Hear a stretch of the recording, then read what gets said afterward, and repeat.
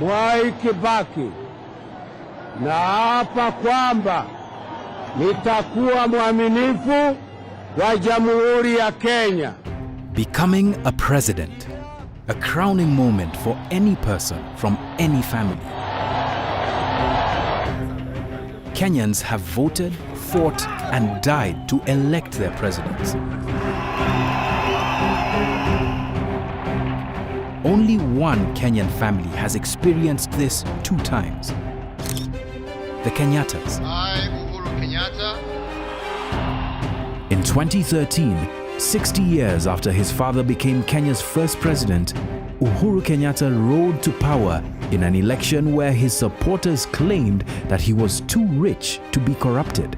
Why I'd vote for you as a leader, if it was even something like for a president, is that you already have a wealthy background, so you see no need to steal. You're already born into power. The Kenyattas were the epitome of Kenyan aristocracy, wanting to be seen to be above the corruption of other political elite that had, for years, ruined Kenyan lives. But confidential documents exposing a network of secretive offshore companies belonging to members of the Kenyatta family now cast this legacy in new light. The global leak is called the Pandora Papers.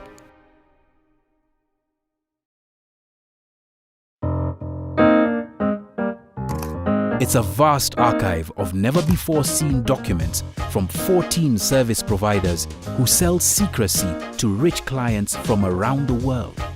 This leak is really Panama Papers on steroids. This is the Pandora Papers, because we think we're opening a box on a lot of things.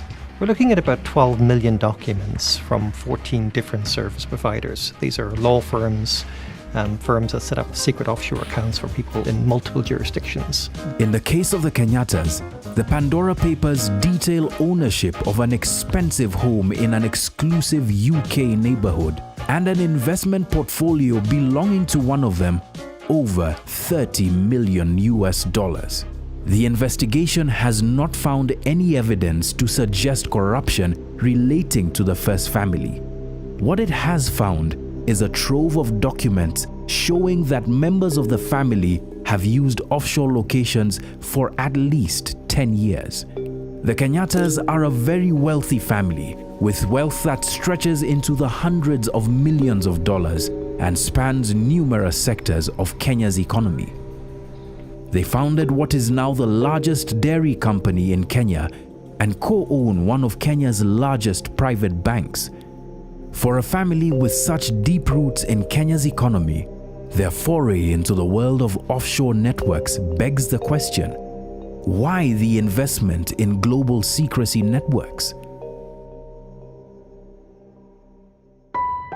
The family's surname comes from Jomo Kenyatta, Kenya's first president. Seen as one of the founding fathers of the Republic, Kenyatta was imprisoned by the British colonial regime, released after 8 years in 1961. He would be sworn in as Prime Minister 2 years later, then became president in a constitutional change in 1964. At the same time, Jomo Kenyatta's wealth began to grow, mostly through acquisition of large tracts of land previously owned by European settlers. In 1962, there was the Lancaster House Conference. At that conference, one of the most intractable of issues was the question of what do we do to the white settlement in Kenya, and what do we do to the land question in Kenya, where even the British government from 1932 had set up the Cataladi Commission. And the agreement was that land would be obtained by the Kenya government by buying it from the white settlers. But unfortunately, they didn't bring in equity in terms of our dispossessed thousands and thousands of families who today still languish in a lot of poverty, because without employment in this country and without land, you are an enslaved person. Standing beside Jomo Kenyatta was his fourth wife, Ngina Kenyatta, better known as Mama Ngina Kenyatta. Married off to the 61-year-old Kenyatta at the age of 18, Mama Ngina would, as First Lady, become entangled in some controversial deals. Then, in 1978, Jomo Kenyatta died and power passed from him to his vice president, Daniel Arap Moi. The 24 years of Moi's rule entrenched a kleptocracy founded under Jomo Kenyatta. These were quiet years for the Kenyattas, who carried on consolidating their wealth. The time away from Kenya's seat of power also allowed for a renewal of the Kenyatta name, which by 1978 had been mentioned in connection to controversy. But 24 years later, in 2002, a young Uhuru Kenyatta, Mama Ngina's oldest son, would be thrust into Kenyan politics, running to succeed President Moi. A few years after, overtures to secrecy jurisdictions by family members were made. And over time, they became sophisticated players in the offshore world. I, Uhuru Kenyatta. What the Pandora Papers leaks reveal is a complex web of companies, foundations, and trusts owned by members of the Kenyatta family in secrecy jurisdictions, holding millions of dollars worth of assets belonging to members of Kenya's first family. Trusts, shell companies, and foundations have legitimate and legal uses, but as has been observed, especially in the wake of the world's largest global documents leak, these entities are often used to hide wealth by the corrupt and criminal elite across the world. It is really manipulating the legal framework. And that's why they are lawyers, obviously, to manipulate it, that you are actually moving within the gray area. The first instance where members of President Kenyatta's immediate family are mentioned goes back to 1999. Advisors from the private wealth division of Swiss bank Union Bancaire Privée, which would later be known to have aided former President Moi and Nigerian strongman General Sani Abacha to stash their wealth overseas, contacted Panamanian law firm Aleman, Cordero, Galindo and Lee, known better as Alcogal, to incorporate a company in the British Virgin Islands. The company, Milrun International, was incorporated on February the 10th, 1999, with 3 registered shareholders, Christina Pratt, Nyokabi Modhama, and their mother, Mama Ngina Kenyatta. Both daughters held 24,500 shares each, or 98% of the company, with the family's matriarch holding 1,000 shares.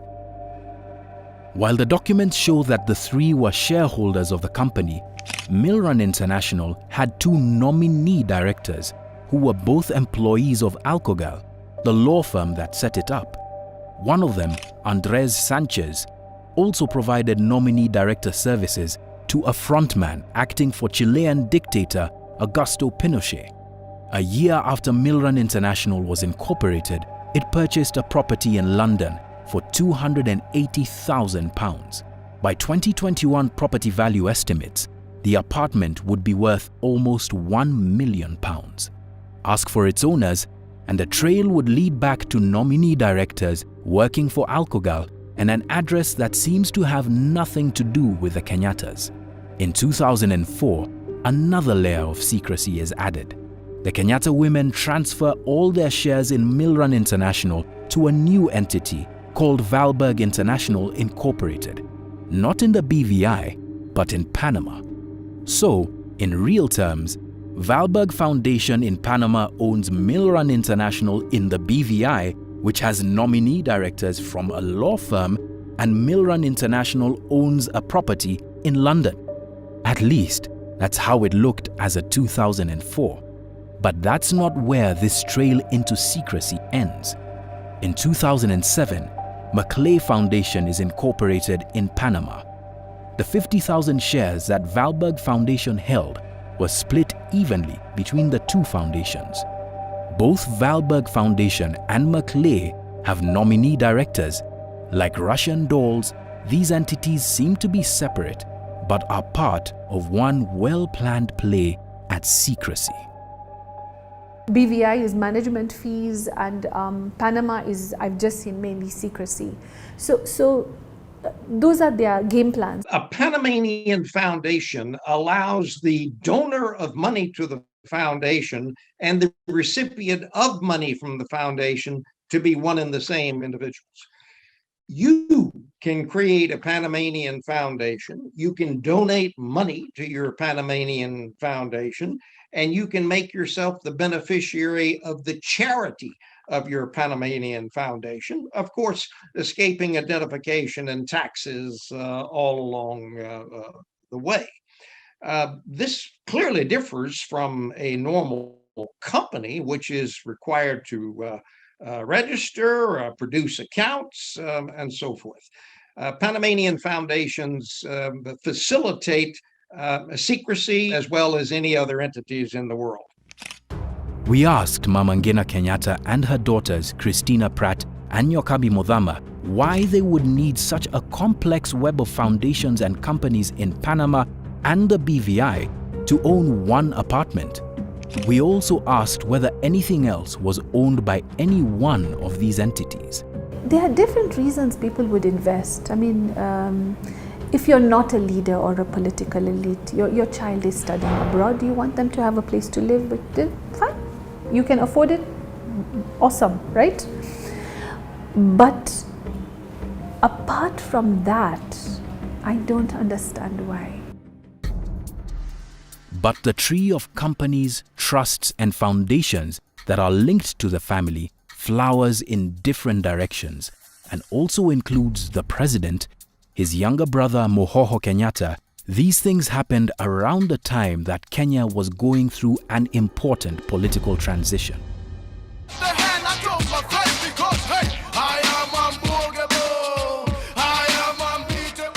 In 2002, Kenyans went to the polls for a pivotal election. The 24-year rule of President Daniel Arap Moi was coming to an end. Since 1978, when he succeeded Uhuru Kenyatta's father Jomo Kenyatta, Moi presided over one of Kenya's darkest chapters.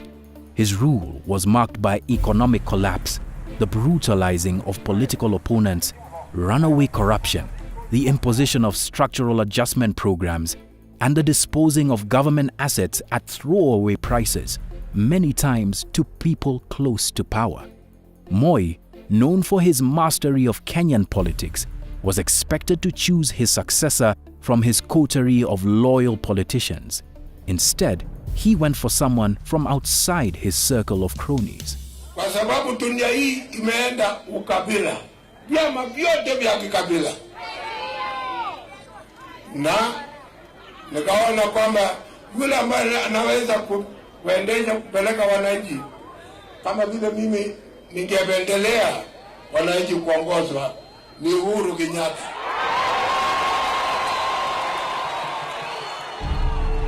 At the time, Uhuru was unelected with less than 10 years in active politics.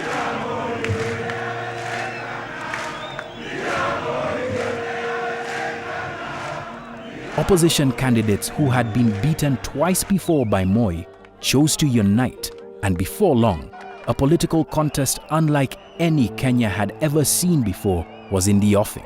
Moi's candidate Uhuru lost, and a new day dawned for Kenya. Ewe Mwenyezi Mungu, nisaidie. As soon as Parliament reconvenes, bring the law, we should establish the Anti-Corruption Act. To his credit, Uhuru Kenyatta, now the leader of Kenya's opposition, publicly dared then-President Mwai Kibaki to go after Moi-era kleptocrats, who, according to a leaked report by corporate investigations firm Kroll Associates, asserted that Moi and many of his allies had stashed wealth abroad in offshore locations. We are ready to stand the test of time. Corruption is not about political parties. Corruption is about individuals. Corruption is about a few individuals who choose to use state resources to benefit themselves. If indeed the government feels that they are individuals who should be prosecuted, it is their responsibility to prosecute those individuals, not to continue to harp and live in the past. It is my responsibility as the leader of the official opposition in this country to ensure that the government takes action on today's corruption. But privately, the Pandora Papers now reveal that at the same time, his family was looking into the world of offshore secrecy as well. Again, with the help from the private wealth arm of Swiss bank UBP, now called Apex Consulting, and Panamanian law firm Alcogal, an entity called Varies Foundation was set up in the historically renowned secrecy haven of Panama. Documents show that Mama Ngina Kenyatta is listed as the first beneficiary of the foundation, with President Uhuru Kenyatta listed as the second beneficiary. This means that all assets in the foundation will be managed so as to financially benefit Uhuru Kenyatta upon Mama Ngina's death. Just 2 weeks after Varies was established, Crisel Foundation was set up, using the same nominees as Varies and Millrun International before it. Crisel's first beneficiary was listed as Mohoho Kenyatta, with his son Jomo Kamau Mohoho Kenyatta listed as the second beneficiary. His son was an infant at the time. The Kenyatta's use of secrecy jurisdictions during the period of political transition has also been observed in other regions facing political instability, with people turning to secrecy jurisdictions to secure their wealth as their home nations battle difficulties. We asked President Kenyatta and Mama Ngina Kenyatta why Varies Foundation was set up and whether President Kenyatta included this as part of his wealth declaration to the Ministry of Finance. The source of the Kenyatta's vast wealth has been, at least in part, an open question since the days of Kenya's independence. Our founding fathers of this nation built businesses, farmed hard, sought new knowledge, and practiced politics of unity and democracy even when they argued amongst themselves. On 12 December 1963, Kenya became a self-governing state, completely independent. It was, perhaps, the most hopeful time in Kenya's history. Jomo Kenyatta, a man once described by colonial functionaries as a leader unto darkness and death, having been linked with the freedom struggle fought by Kenya's iconic Mau Mau rebels, was now the man in charge of a newly independent Kenya. The hope and his promise to Kenyans was that he would do three things: invest in health, improve Kenya's wealth, and educate the population. But before long, wealth began to be concentrated in the hands of his family and a tight circle of his trusted allies, drawn mostly from his own tribe. By 1965, Kenya's treasury was being investigated by the World Bank over claims of misappropriation of millions of dollars meant for the purchase of land to resettle Kenya's poor and dispossessed population. By that time, laws had been changed to vest power in Kenyatta to allocate land under title in Kenya. There was instruction from the Kibaki government that all public authorities reported to it in terms of land which could have been surrendered from the public authority to individuals. And in respect of the Kenyatta family, there was one report that came in about 4 public houses which were located on Ragati Road in Nairobi. They had been used previously for the building of residential houses for public staff. And what Kenyatta did was to amalgamate the 4 plots that ended up being close to 2 acres, 3 acres, and he amalgamated that, even though government policy all along in terms of public land has been that it should be demised to any individual on a leasehold, so that the government from year to year can be getting rent, land rent from the individual. Kenyatta amalgamated and gave that as freehold to Mama Ngina. Over the nearly 2 decades of Jomo Kenyatta's rule, the Kenyatta's wealth in land seemed to have grown to a vastness that had only been witnessed during colonial times. By 1978, the Kenyatas were said to have owned hundreds of thousands of acres. A now declassified report by the US Central Intelligence Agency, the CIA, written days after Jomo Kenyatta's death, stated, and quote, "The family and closest associates have occupied many key posts in the Kenyan economy and have accumulated extensive agricultural and commercial wealth during the 15 years of Kenyatta's rule." When Jomo Kenyatta died in 1978, a new corrupt regime led by Daniel Arap Moi let the family nurture their wealth. By 2002, the Kenyattas had holdings in the tourism industry, one of Kenya's most successful milk companies, a private bank, and even more land. They also had the veneer of respectability earned over this period of time, when the sins of the Moi regime spoke far more loudly than questions about the Kenyattas' wealth could. In 2002, the Kenyattas appeared to be a heartbeat away for a second term of the presidency. Absolutely. But the chance was lost, and by the following year, members of the family were looking to secrecy jurisdictions.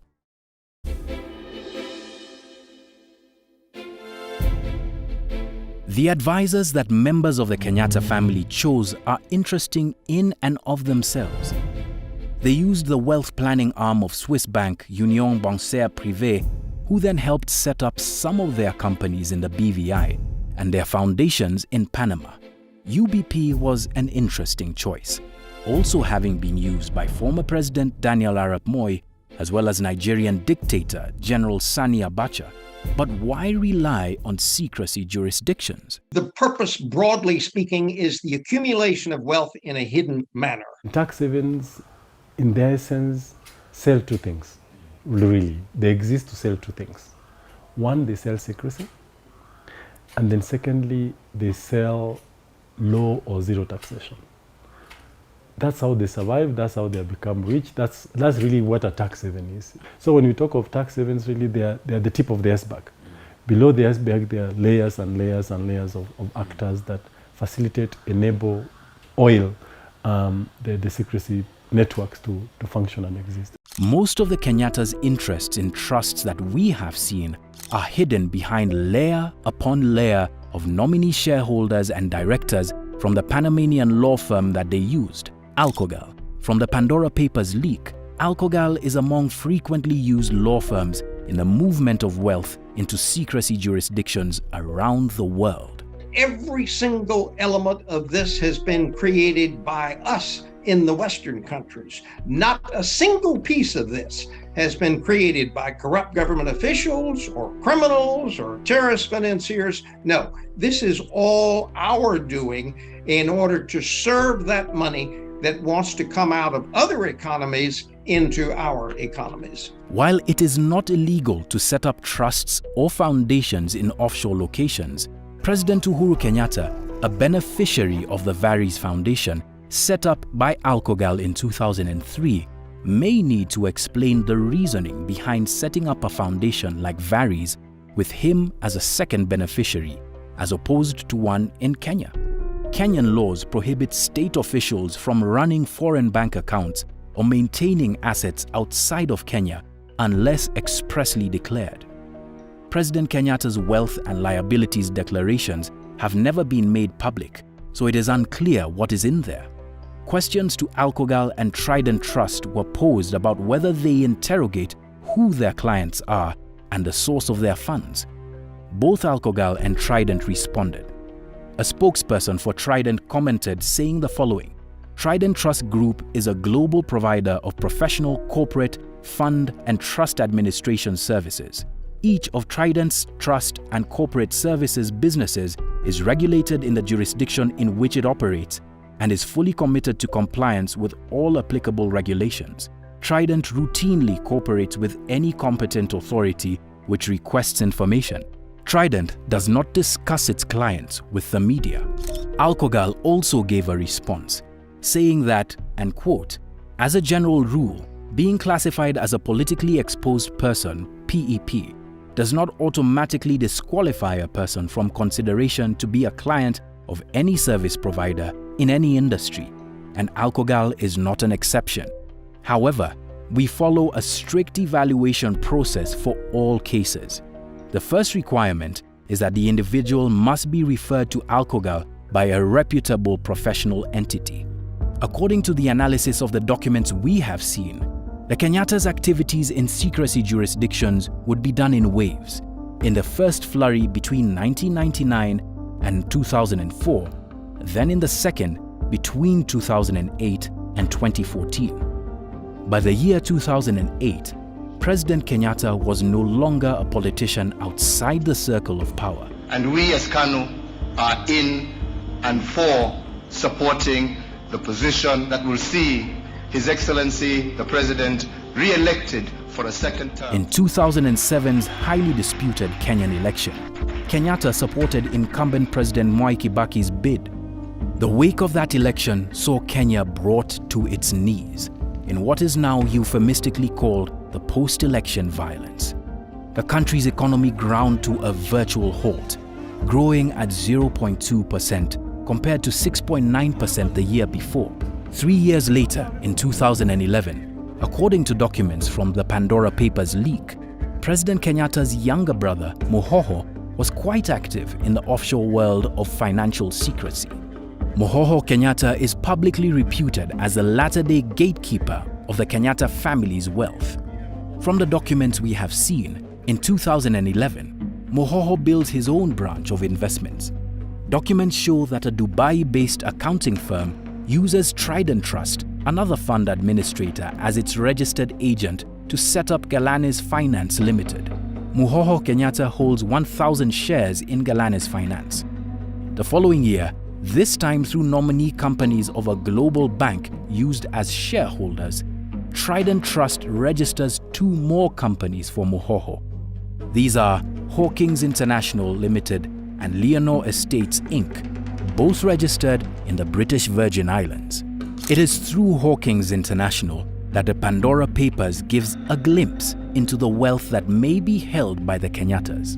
An internal document dated November 29, 2016, lists Muhoho as having a portfolio of investments worth $31.6 million or 3 billion Kenya shillings, held in Hong Kong and London. Other documents list him owning varied kinds of assets, like cash accounts, mutual assets, and various equities. But he isn't the only one using these networks to keep his wealth. The Kenyattas aren't the only Kenyans who have relied on secrecy jurisdictions like Panama and the British Virgin Islands. The leak includes many more. But why should this matter to Kenyans? We know the definition of Wanjiku, right?